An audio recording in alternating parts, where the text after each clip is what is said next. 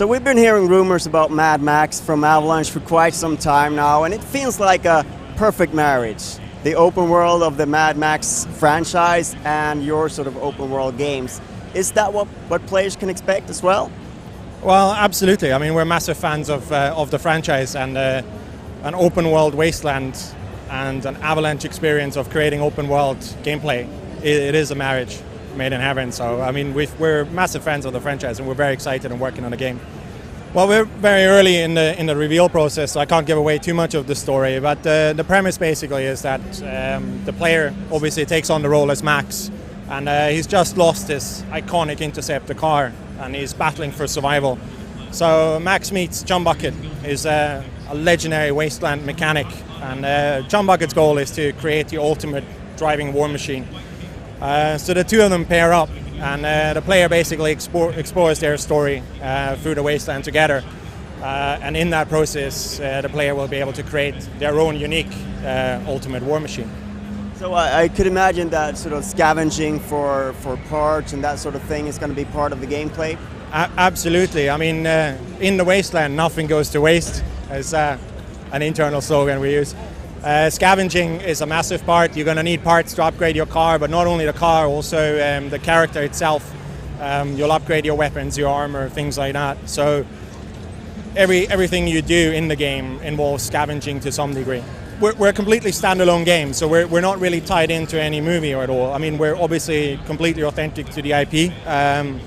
The game itself is set in a timeline reference. It's set prior to the new movie appearing, but it's completely unrelated in that sense.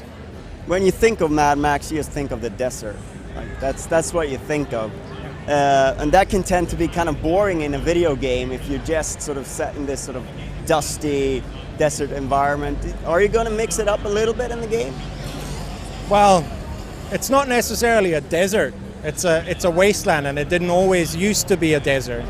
So if you've seen the films, and if you're at all familiar with the IP, you'll probably be aware that there's other structures, and there's a lot more to it than just a desert. I mean, we're showing a one small part of the world, which is called the Great White, and the Great White is a dried out seabed. And as the name suggests, there's little brown in it.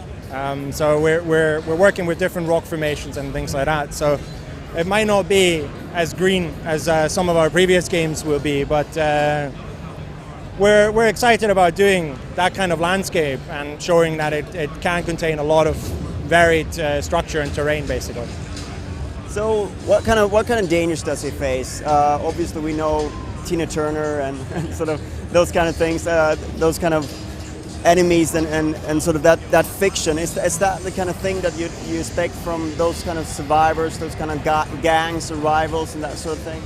Well, I mean, the wasteland itself is like a desolate place, and people are just battling for survival.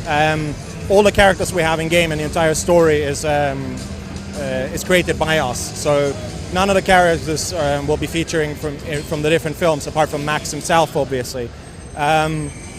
Today we're revealing like one particular type of enemy, which will be the War Boys. They're part of a gang of marauders that kind of roam through the land, preying on the weak, preying on those that travel alone. That they're easy prey.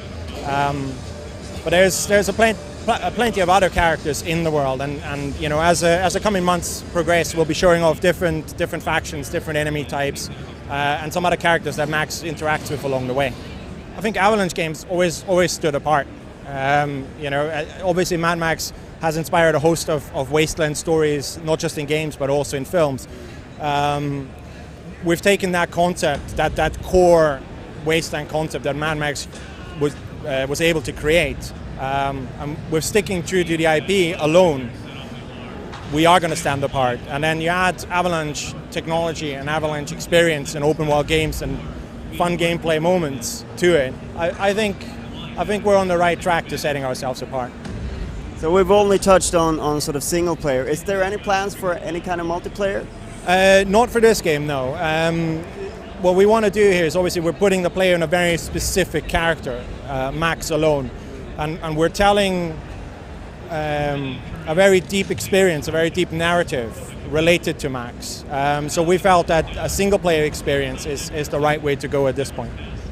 So What's the time plan ahead? When can we expect to see Mad Max come out? Well, we're releasing in 2014. I can't be more specific than that at the moment, I'm afraid. And it's on both next gen and current gen? Yeah, we're releasing on the PS4, the Xbox One, as well as the PS3, Xbox 360, and the PC. So we're doing five platforms.